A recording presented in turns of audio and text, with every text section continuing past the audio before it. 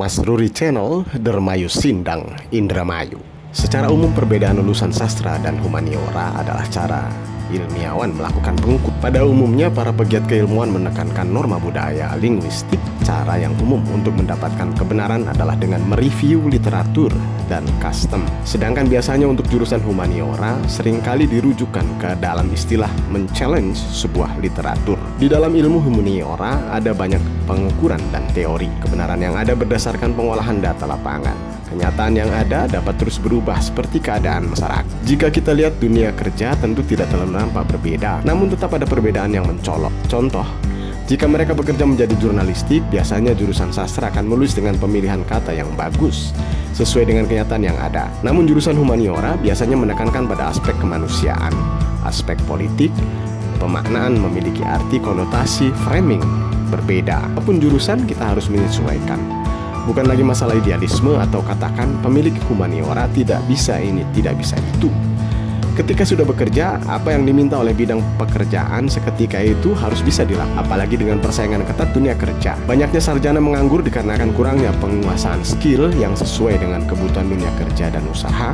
Itu yang menjadi pangkal utama. Sebagai contoh, seorang teman anak saya dulu belajar akuntansi. Dia banyak membuat laporan keuangan dengan kertas-kertas dan Excel. Sering tidak balance dan justru yang kemudian dirasakan agak membingungkan karena itu sesuai dengan aturan tata manual. Begitu dia masuk kerja, dia disuruh belajar software accounting akurat. Dia merasa blank dan menggunakan aplikasi itu karena belum pernah belajar sebelumnya. Padahal aplikasi tersebut banyak digunakan perusahaan untuk proses accounting mereka. Perusahaan tidak memakai cara kertas-kertas dan Excel seperti yang diajarkan saat di bangku kuliah. 4 pilihan jawaban saat didapatkan pertanyaan gelar S.Hum. Menjalani hidup sebagai mahasiswa yang mengambil jurusan ilmu sejarah tidak semudah yang orang bayangkan. Kurang populernya jurusan ini menjadikan orang-orang berpikir bahwa mahasiswa yang mengambilnya menggunakan prinsip aji mumpung, alias mumpung diterima di perguruan tinggi negeri. Biaya murah dan mungkin benar, tapi mungkin juga salah. Ada beberapa pernyataan dari kawan sejurusan anak saya mengatakan bahwa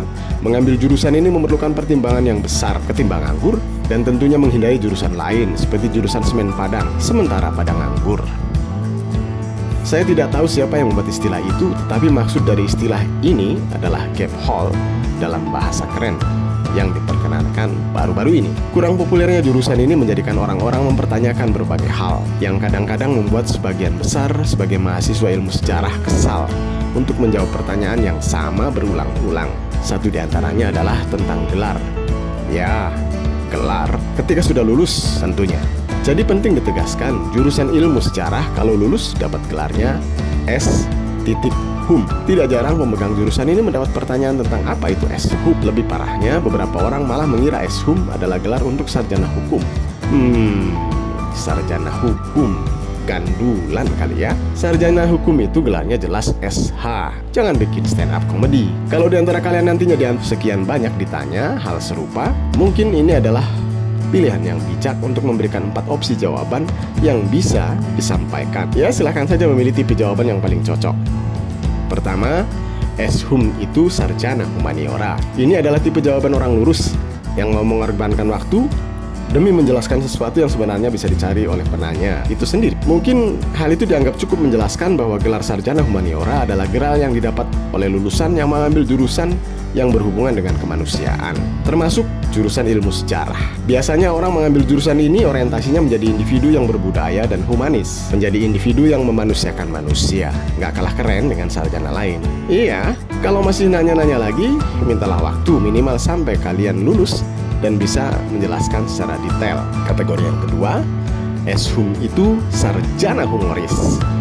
Mengapa humoris? Kalau memparodikan sesuatu harus penuh ya, jangan setengah-setengah. Jadi lulusan dengan gelar sarjana humoris adalah suatu kebanggaan bagi mahasiswa yang lulus dari Fakultas Ilmu Banyolan. Tentunya, jawaban tersebut bisa diimprovisasi lagi dengan setup dan punchline yang ala komika stand up comedy. Namun bagi kalian yang berencana melontarkan jawaban macam itu, perlu sedikit bermuhasabah. Apakah selama ini kalian lucu? Kalau kiranya kalian gak lucu-lucunya dan gak ada lucu-lucunya, lebih baik jangan. daripada dikira salah jurusan. Trik yang ketiga, eshum adalah sarjana humble. Pandang sebagai lulusan dari jurusan yang tidak terkenal, itu kampus penuh dengan manusia-manusia unik. Sebagai mahasiswa tanpa beban, iyain aja lah bro. Pasalnya, faktanya kurang lebih memang seperti itu kan. Buktinya masih ada yang bertanya apa arti gelar eshum. Berarti ya masih perlu pertanyaan untuk dijawab. Pertama, penuh dengan manusia-manusia unik. Faktanya dari penampilan kawan-kawan sejurusan kalian pastinya unik-unik. Contohnya rip jeans, gondronger, fashionable, yang nyentrik, yang malah sering dikatain bukan kayak orang mau kuliah. Kedua, mahasiswa tanpa beban. Memangnya ada ya jurusan humaniora yang sibuk dengan praktikum-praktikum dan macam-macam laporan? Ya mungkin 1-2 lah yang ada. Tugas pun paling banter cuma main ke perpustakaan, nyantai, jelaskan itu sedikit-sedikit. Biarkan orang lain merasa jurusan dan gelarnya lebih tinggi. Stay humble saja. Dan yang keempat, jurus eshum itu sebelum melontarkan jawaban ini, ya mungkin ada baiknya saya sarankan bisa sedikit tersenyum semanis-manisnya, lalu berikan jawaban ini sebagai pembahasan. Sudah, gak usah ngomongin gelar inti itu yang gak penting. Soalnya gelar semua orang nantinya adalah ALM atau almarhum. Itu sudah pasti. Tidak peduli kalian adalah lulusan dari jurusan mana. Jangan lupa tambahkan bagian penutup. Kalian bisa menambahkan dalil. Besok-besok di akhirat yang ditanya adalah amal ibadah kita, bukan gelar. Sebagai kesimpulan, dan selamat, Anda telah lulus dari ujian dengan predikat savage. Oh iya bro, saya sudah pernah menanggapi pertanyaan mengenai gelar eshum dengan keempat jawaban. Dan reaksi dari masing-masing penanya akan berbeda-beda pastinya. Ada yang cuma manggut-manggut, ada yang menertawakan, ada yang semakin memojokkan. Dan tak lupa, satu dari sekian kawan anak saya sampai saat ini sudah tidak pernah bertanya lagi kepada saya. Mungkin dia kesal ya dengan jawaban saya.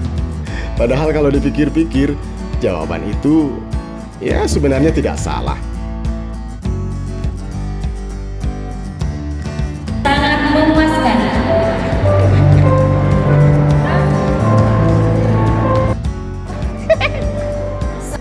Ini sangat berbahagia karena saya resmi menamatkan kuliah S1. Terima kasih. Alhamdulillah pada hari ini hari yang sangat berbahagia karena anak sulung saya telah menyelesaikan kuliah di kampus UIN Syekh Nurjati. Semoga ilmunya dapat bermanfaat serta dapat mengabdi kepada bangsa, cepat dapat pekerjaan yang lebih baik. Amin.